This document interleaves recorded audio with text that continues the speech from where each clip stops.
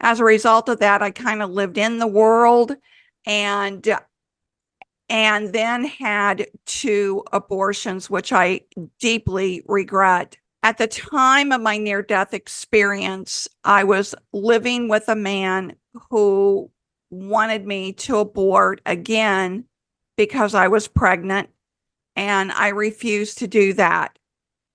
The pregnancy was very difficult. I was sick the entire 9 months of the pregnancy. I couldn't work. I was almost bedridden. My blood pressure was out of control. So there was a lot of issues around that pregnancy. When I went into labor and went into the hospital, I told my doctor that I did not think that I was going to be able to deliver this baby, but they wanted me to try. And 27 and a half hours later, when I was exhausted, they decided that there was no way that I was going to be able to deliver this baby. So they put me into the operating room as an emergency C-section. So all I remember being wheeled into the operating room, there was a nurse and an anesthesiologist there. The doctors were not in the room, nor were any nurses. And so as the anesthesiologist was putting me under, of course, he told me to count backwards from 10, and then I was out. I remember I was floating up to the ceiling of the hospital room, and I was looking down. I knew it was me, but I didn't recognize the doctors that were frantically working on me, and nurses were running in and out of that room. So when I realized what was going on, I'm floating and I'm thinking to myself, that's me down there. All of a sudden, it went totally black. Totally black. Some people I know have said that they see a tunnel. I did not. I did not see a tunnel. It was a black like I had never seen before, almost like a complete void. And then I started to panic and I realized I must be dead. So when I realized I must be dead, I'm looking around. I'm trying to see my hands. I can't see my hands. I'm looking down, thinking I'll see my feet. I have no idea why I was doing this. Looking down, I can't see a thing. And I thought to myself, I must be in hell. I must be in hell because of the abortions. I had never confessed the sin of abortion because I was brought up Catholic. I still believed in the Catholic faith, but I was not practicing as a Catholic. So I thought I must be in hell because I never confessed these abortions. I never asked for God's forgiveness for these abortions. So to say fear and terror went all through me is an understatement. I had never felt in my life that much fear and terror in my entire life. And when I felt that fear and terror and I realized what was really going on, what the reality was, I called out to God and I asked God to help me. Please, please, God, don't send me to hell. Please help me.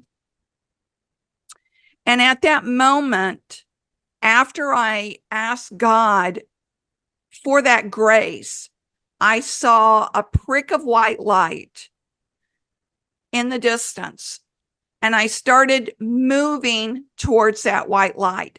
Now, all I can say is the way you are in this world, your personality, what you're thinking, your memories are the very same in the afterlife.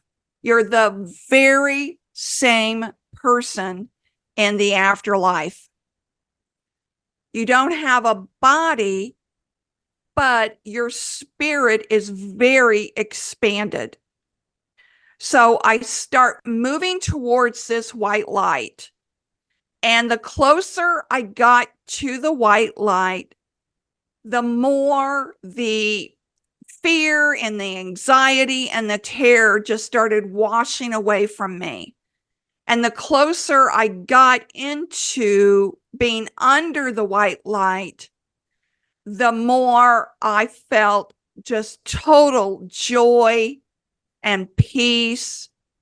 It's hard to describe. It is so hard to describe. And I realized, looking up into this huge, bright light that didn't hurt my eyes, just kind of permeated all through you, love and joy. And I realized I was in the presence of God.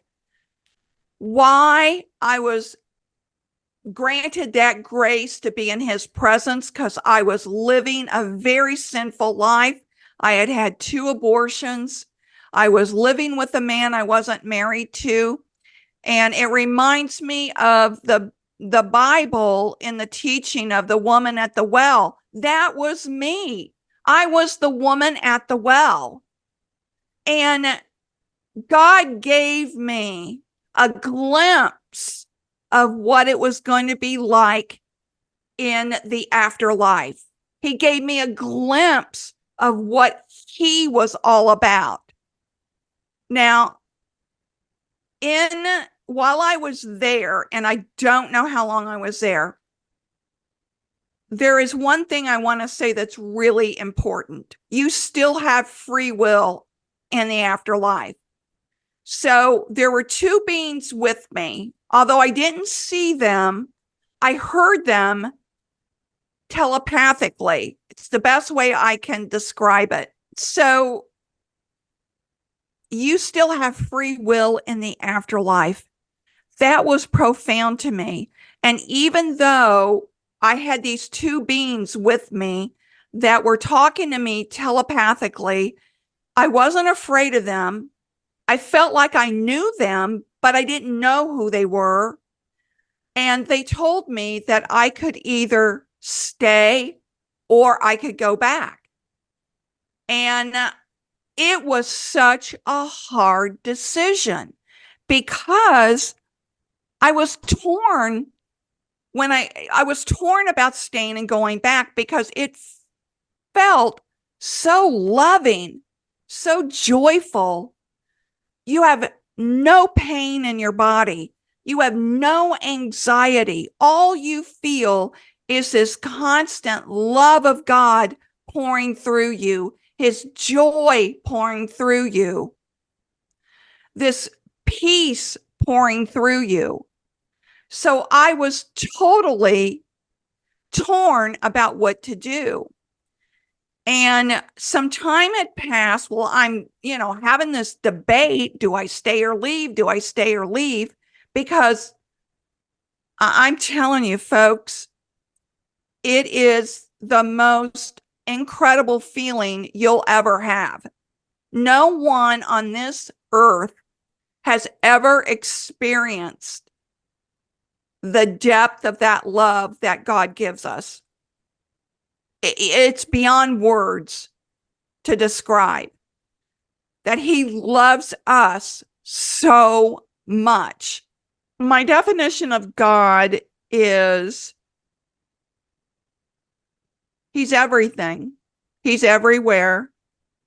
He is energy. He's light. He's love. He is, I don't like the word vibration because that's so new agey, but he is in all of us. And maybe my near death experience was to remind me of that he always is with us. All we have to do is call upon God, call upon God and ask him to be with you. I do that to this day. I mean, some of the most profound things that I changed was I talk to my guardian angel as if I can see him and he's right here with me. בוא נשמע מה שדוקטור ברנרד נתנזון ראה בסרט הזה. לפני שהוא מחדיר את הצינורית ופוצע את כלום מי השביר, רואים על המסך של האולטרסאונד תמונה משגעת, מרהיבת העין. רואים את העוברצ'יק איך הוא שוחק כמודק בתוך אקווריום, איך פעימות ליבו כ-140 פעימות לדקה, איך מדי פעם רואים איך הוא מוצץ את האצבע, הוא בא בין 11 שעות, זה הכל. באותו רגע שהוא פוצע את הכלום, הוא מתחיל לשאוב את מי השביר, התמונה משתנית בן רגע. אותו עובר שהיה כל כך שקט ושלם מתחיל ממש להשתולל. רואים איך הוא רץ ממקום למקום. איך הוא מנסה להתחמק מאותו צינור שבא לקראתו. איך פעימות ליבו במקום מ-40 עולות ועולות ומגיעות עד ל-200 פעימות לדקה. אגיד לכם צעירים יקרים, לראות את התמונות האלה זה משהו מחריד, זה משהו מזעזע. לראות את המאבק של עובר בפחות מ10 סנטימטר, איך הוא נאבק על חייו. איך הוא מרגיש מה מצפה לו. אגיד לכם, אילו יכולתי להגיד לאותו עובר כמה מילים, הייתי אומר לו, מורגש שהיית רוצה להיוולד, היית רוצה לחיות, אבל אין לך כל סיכוי.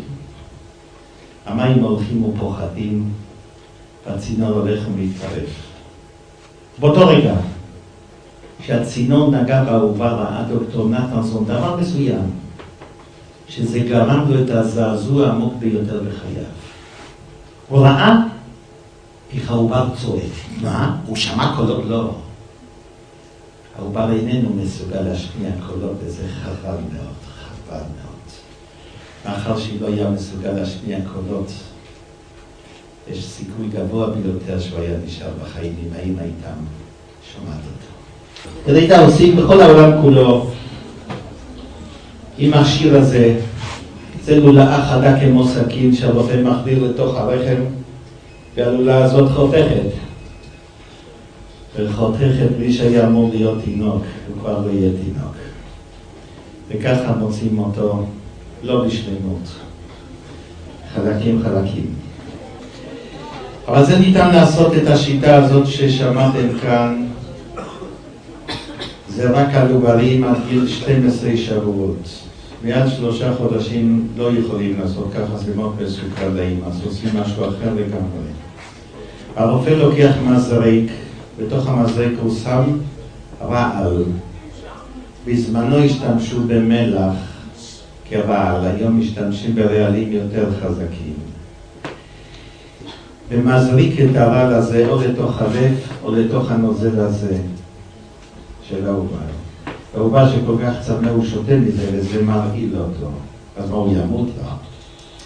הלוואי ילמד. הוא עכשיו יתחיל תהליך של גסיסה שימשך לפעמים יום, לפעמים יומיים, לפעמים 3 ימים. ניגש אליי האבא של התלמיד ואומר לי בזה לשון, דוקטור, מה שאני אספר לך אתה לא תאמין. כשאשתי פנתה אליך כשהייתה בהיריון ורצתה להפיל, תדע לך דוקטור, אנחנו היינו על סף ייאוש. אין לך מושג איזה תקופה אנחנו, אבל אתה לא יודע מה זה לראות 2 ילדים ולך מה לתת לכל. אתה לא יודע מה זה 8 חודשים אני ממתין להתחיל משהו לעשות, לעבוד ולהתפרנס, שום דבר. אין לי בית, אין לי קורת גג, אין לי שום דבר. אין לך מושג באיזה ייאוש אנחנו. דוקטור, תדע לך שהילדים האלו הם הילדים ששינו לנו את החיים, שינו לנו את המזל. לקראת הלידה, סוף סוף אני קיבלתי עבודה בתור עוזר לקבלן שיפוצים. אני התקדמתי דוקטור והיום אני קבלן, ואני רוצה שתבוא לבקר את הבית הדו-קומתי שאני בניתי. הכל בזכות הילד, תדע לך דוקטור, אני לא למדתי, אבל אף אחד לא ייקח ממני את האמונה שילדים האלה שאתה זכית להציל עם הילדים ששיתו לנו את החיים, אין לי גם את החזרה. עד כדי כך שאנחנו החלטנו להביא עוד ילדים. אתה רואה תלה גם כן שלנו, אבל כל אחד בנפרד. צעירות וצעירים יקרים, הסיפור הזה הוא רק מתגר ממנו. של אלפים של מקרים, והייתי אומר אפילו עשרות אלפים, של ילדים שזכו לחיים בזכות עבודת הפלט, שיש לי את הזכות לעמוד בראש